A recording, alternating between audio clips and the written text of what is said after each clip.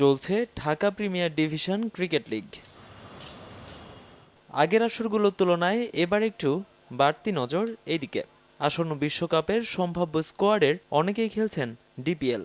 এদের মধ্যে কারা কেমন পারফর্ম করছেন সেদিকেই সবার মনোযোগ।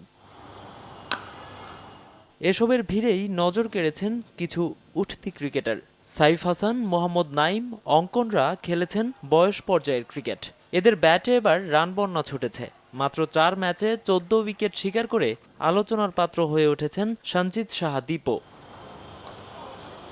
নিজেদের মেলে ধরার ভালো প্ল্যাটফর্ম এই ডিপিএল। সুযোগের সদ্ব্যবহার করতে পেরে উচ্ছ্বসিত তরুণ ক্রিকেটাররাও। সবাই একটু নিজের প্রতি কেয়ার বা ব্যাটিং এর প্রতি যে যেটা ডিপার্টমেন্ট যার সবাই হয়তো নিজেকে অনেক কেয়ার করে আর নিজেকে সবসময় প্র্যাকটিসিং সবাই দেখে এখন ভালো প্র্যাকটিস করে, সবাই হার্ডওয়ার্ক করে। আমার মনে হয় এর জন্যই সবাই ইয়াংদের পারফরমেন্সটা খুব সুন্দর বের হয়ে আসে। টি-20 থেকে ওভারঅল আল্লাহর রহমতে পার্সোনাল প্রিপারেশন যেমন ছিল, আল্লাহর রহমতে টুর্নামেন্টও মোটামুটি বলবো যত খারাপ না, আল্লাহর রহমতে ভালো, বাট টিম ওয়াইজ যতটা আমরা ভালো করতে পারিনি।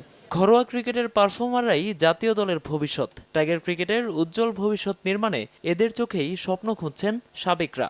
এখান থেকেই পেতে চান মাশরাফি, সাকিব, তামিমদের উত্তরসূরি। তবে নিজেদের ক্রিকেটীয় মেধাকে আরও ক্ষুরধার করার পরামর্শ দিয়েছেন সাবেকরা। কিছু কিছু প্লেয়ার দেখলাম যে লেফট আর্ম স্পিনার বলেন, ব্যাটসম্যান বলেন, কিছু পেস বলার দেখলাম।